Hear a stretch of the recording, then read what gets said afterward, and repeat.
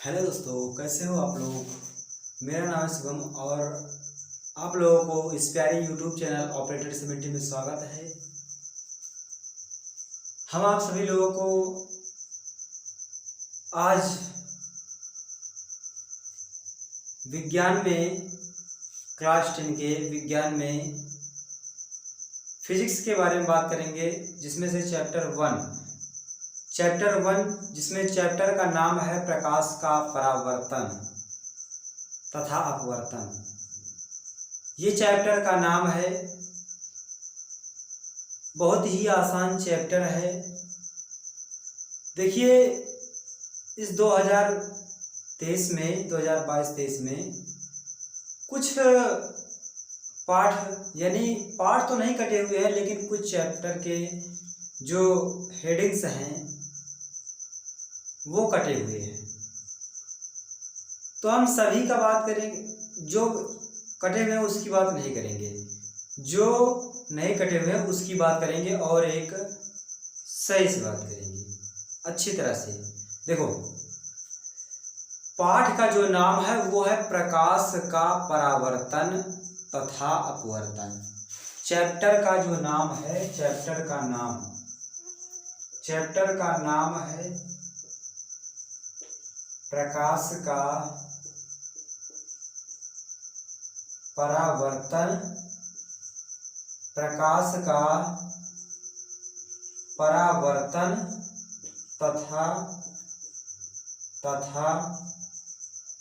तथा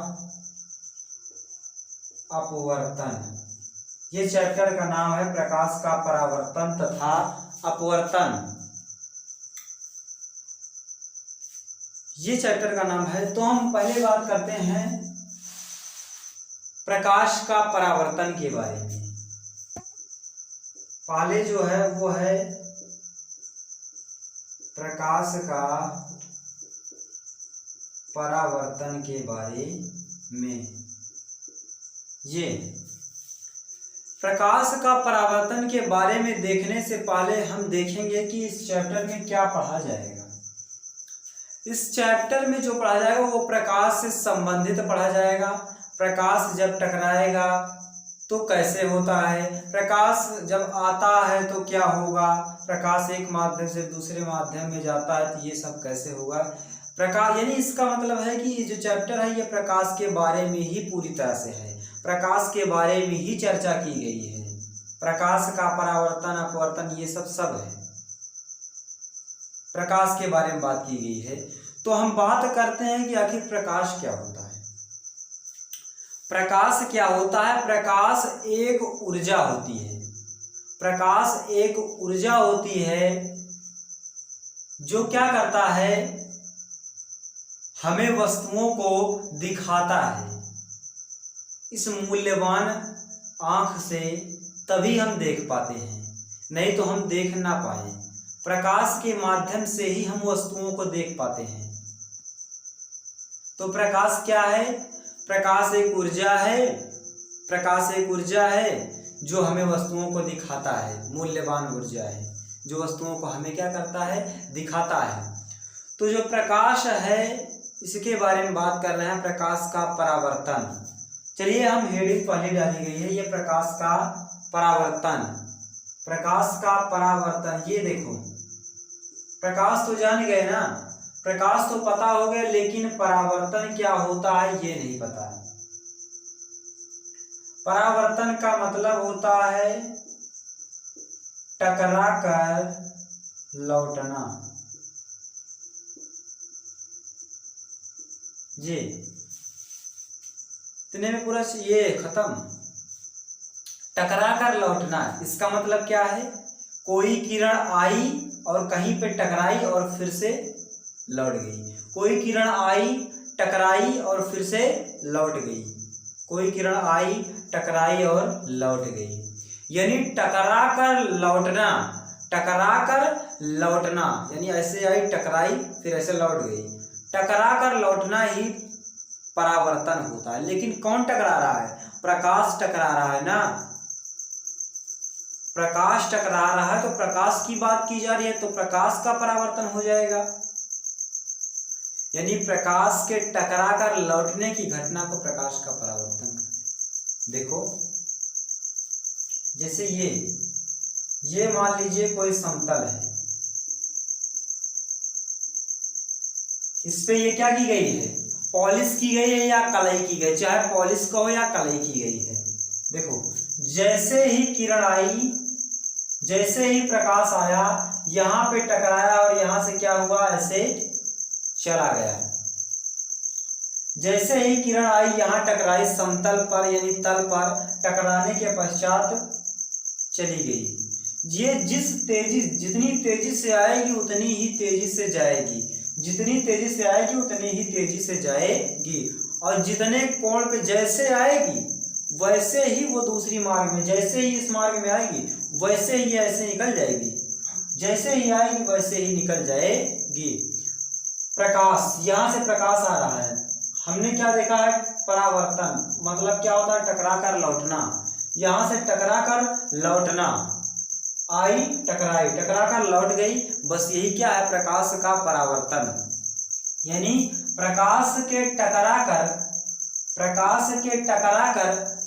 लौटने की, प्रकाश के टकरा कर लौटने की घटना को प्रकाश का परावर्तन कहते हैं। प्रकाश के टकरा कर लौटने की घटना को प्रकाश का परावर्तन कहते हैं। वैसे भी ये दिया गया है टकरा कर लौटना, परावर्तन का मतलब टकरा कर लौटना, लेकिन किसकी बात की जा रही है, प्रकाश की बात की जा रही है। तो क्या प्रकाश के टकरा कर लौटने की घटना को, प्रकाश के टकरा कर लौटने की घटना को प्रकाश का परावर्तन कहते हैं। अब देखो हमें ये नहीं पता ये कितने कोण पे आ रही है, तो हमें ये नहीं पता। देखो यहाँ एक बिंदु होता है, यहाँ पे टकरा रही है ना, देखो एक किरण क्या हो रही है, आ रही है, और एक किरण क्या हो रही है, जा रही है। एक किरण आ रही है और एक किरण जा रही है। आने वाली किरण को क्या बोलते हैं, आपतित किरण। क्या बोलेंगे, आपतित किरण। आने वाली किरण को आपतित, यानी ये इस पर आपतित हो रही है यानी टकरा रही है, तो इसे बोलते हैं आपतित किरण। और ये यहाँ से परावर्तित यानी टकरा कर लौट जा रही है, तो इसे बोलते हैं परावर्तित किरण।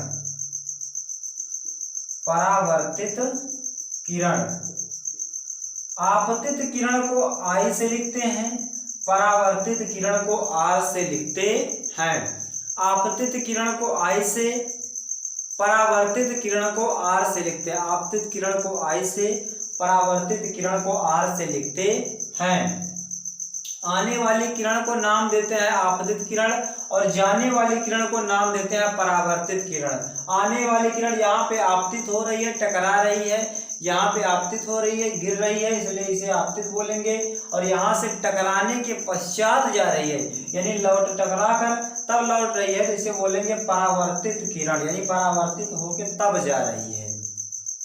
ये जो बिंदु होता है, ये जो बिंदु होता है इसे बोलते हैं, क्या बोलते हैं, यहाँ पे क्या हो रहा है, किरणें क्या हो रही है, यहाँ से आपतित हो रही है ना, तो इसे कौन सा बिंदु बोलेंगे, आपतन बिंदु। इसे क्या बोलेंगे, आपतन बिंदु। इसे बोलेंगे आपतन बिंदु। ये होता है हमारा आपतन बिंदु। देखो ये किरण आई और ये टकरा के चले गई, जहां पे टकराती है उसे बोलते हैं आपतन बिंदु। देखिए अगर यहाँ पे कोण नापना हो कि कितने डिग्री पे आ रही है, कितने डिग्री पे आ रही है, तो ऐसे नापोगे नहीं, क्या करेंगे, एक लाइन खींचेंगे जिसे बोलते हैं अभिलंब। अभिलंब हमेशा 90 डिग्री पे खींचा जाएगा, यानी ये जो समतल लिया जाएगा इसके हमेशा 90 डिग्री पर ही रहेगा। अगर कोई ऐसे समतल लिया गया है तो इसके ऐसे सीधे ही रहेगा, इसके समतल ही रहेगा। ऐसे कोई अगर समतल है, ये इस पे आगे किरण टकरा रही है, तो जो कोण नापना हो तो ऐसे एक सीधा अभिलंब ले लिया जाएगा, उससे जितनी झुकी होगी वही उसका कोण हो जाएगा। यानी ये हमारा ले लिया गया अभिलंब, इसे बोलते हैं, ये हमारा है अभिलंब, इसे बोलते हैं अभिलंब, इसे बोलते हैं अभिलंब। अब देखो यहां से यहां तक कोण जो बनेगा, उतना ही ये झुका होगा। यानी इसके और इसके बीच में जितना कोण बनेगा उतना ही कहेंगे कि हाँ ये इतनी झुकी हुई है। इसके और इसके बीच में जितना कोण बनेगा कहें कि हाँ इतना ही झुकी हुई है। अब देखो ये अभिलंब और ये आपतित किरण के बीच में जो कोण बनता है, अभिलंब और आपतित किरण के बीच में जो कोण बनता है, अभिलंब और आपतित किरण के बीच में जो कोण बनता है इसे बोलते हैं आपतन कोण। इसे कौन सा कोण बोलते हैं? आपतन कोण। इसे बोलते हैं आपतन कोण। देखो अभिलंब और परावर्तित किरण के बीच में जो कोण बनेगा इसे बोलते हैं परावर्तन कोण। परावर्तन कोण, इसे बोलते हैं परावर्तन कोण। ये जो आ रही है रेखा और अभिलंब के बीच में देखते हैं कितना झुका हुआ है, इस तरफ वाले को बोलते हैं ये ऐसे है और किरणें ऐसे आ रही है। देखो ऐसे है, ऐसे ये समतल है, ऐसे किरणें आई, ऐसे किरणें आई तो ये अभिलंब जो है ऐसे जो है इस तरफ जितना ये झुकी हुई है, इस किरण को ये जितना झुकी हुई है उसे बोलते हैं आपतन कोण। और इस तरफ वाली जो होती है वो होता है परावर्तन कोण। आने वाली किरण और अभिलंब के बीच में जो कोण बनेगा वो आपतन कोण, क्योंकि आपतित किरणों के बीच में बन रहा है। और अभिलंब और परावर्तित किरण के बीच में जो कोण बनेगा उसे बोलेंगे परावर्तन कोण। क्या बोलेंगे? परावर्तन कोण। ये आपतन कोण को हम आई से व्यक्त करते हैं क्योंकि ये आई है, और परावर्तन कोण को आर से व्यक्त करते हैं। आपतन कोण को आई से, परावर्तन कोण को आर से व्यक्त करते हैं। फिर से देखो, प्रकाश का परावर्तन किसे कहते हैं? जब प्रकाश किरणें किससे टकरा रही है? किसी समतल, कोई दर्पण है, कोई समतल है। जब प्रकाश किरणें किसी समतल से टकराती हैं, चिकने तल से टकराती हैं, तो परावर्तन के पश्चात उसी माध्यम में वापस लौट जाती हैं। जब प्रकाश किरण टकराती हैं, प्रकाश किरण टकराएंगी और वापस लौट जाती हैं तो इसी को बोलते हैं प्रकाश का परावर्तन। यानी ऐसे समझो, जब प्रकाश किरणें किसी तल पर टकराती हैं तो टकराकर प्रकाश के टकराकर वापस लौटने की घटना को, प्रकाश के टकराकर वापस लौटने की घटना को प्रकाश का परावर्तन कहते हैं। प्रकाश के टकराकर वापस लौटने की घटना को ही प्रकाश का परावर्तन कहते हैं। प्रकाश के टकराकर वापस लौटने की घटना को प्रकाश का परावर्तन कहते हैं, प्रकाश का परावर्तन कहते हैं। ये है प्रकाश का परावर्तन। प्रकाश का परावर्तन तो हो गया। प्रकाश का परावर्तन किसे कहते हैं? प्रकाश का परावर्तन किसे कहते हैं? प्रकाश के टकराकर वापस लौटने की घटना को प्रकाश का परावर्तन कहते हैं, ऐसे भी कह सकते हो। या जब प्रकाश किरणें किसी समतल से टकराती हैं तो टकराने के पश्चात उसी माध्यम में वापस लौट जाती हैं। जब प्रकाश किरणें टकराती हैं तो टकराने के पश्चात उसी माध्यम में ये वापस लौट जाती है, यानी जितनी तेज आई उतनी तेज से ही लौट जाती है। प्रकाश के टकराने की इसी घटना को प्रकाश का परावर्तन कहते हैं। ये है प्रकाश का परावर्तन। अब हम देखते हैं परावर्तन के नियम। क्या देखते हैं? परावर्तन के नियम। ये मोस्ट इंपॉर्टेंट है, ये पेपर की दृष्टि से बहुत ज्यादा इंपॉर्टेंट है। प्रकाश का परावर्तन, प्रकाश का परावर्तन एक बार फिर से समझते हैं। जब प्रकाश किरणें किसी समतल से टकराती हैं तो टकराने के पश्चात उसी माध्यम में वापस लौट जाती हैं। प्रकाश के टकराने की इस घटना को प्रकाश का परावर्तन कहते हैं। या ऐसे देखो, प्रकाश के टकराकर वापस लौटने की घटना को, प्रकाश के टकराकर वापस लौटने की घटना को प्रकाश का परावर्तन कहते हैं। या इतना ध्यान रखो, परावर्तन का मतलब क्या होता है? टकराकर लौटना। तो कौन टकरा रहा है? प्रकाश। यानी प्रकाश के टकराकर लौटने की घटना को प्रकाश का परावर्तन कहते हैं। अब हम देखेंगे परावर्तन के नियम कितने हैं। परावर्तन के नियम कितने हैं? परावर्तन के 2 नियम हैं। परावर्तन के 2 नियम हैं। परावर्तन के 2 नियम हैं। परावर्तन के 2 नियम हैं। कैसे? देखो, आने वाली किरण और जाने वाली किरण और अविलंब। देखो, आने वाली किरण को आपतित किरण, जाने वाली किरण को परावर्तित किरण, और ये जो लाइन खींची गई इसे अविलंब बोलते हैं। तो हम कह सकते हैं कि आने वाली यानी आपतित किरण, परावर्तित किरण और अविलंब तीनों एक ही तल में होते हैं। पहला नियम क्या होगा? आपतित किरण, परावर्तित किरण तथा अविलंब तीनों एक ही तल में होते हैं। एक ही तल का मतलब क्या है? यानी एक ही तल में होते हैं, ये नहीं कि इस पार से उस पार निकल जाए। देखो, एक तल का मतलब होता है ये इसी पार रहे, ऐसे ये भी रहे, आने वाली किरण भी रहे, जाने वाली किरण भी रहे और अविलंब तीनों एक ही में रहे। लेकिन अगर एक ही तल में नहीं होगा तो ये किरणें ऐसे आई और ये इसके नीचे से निकल जाएंगी।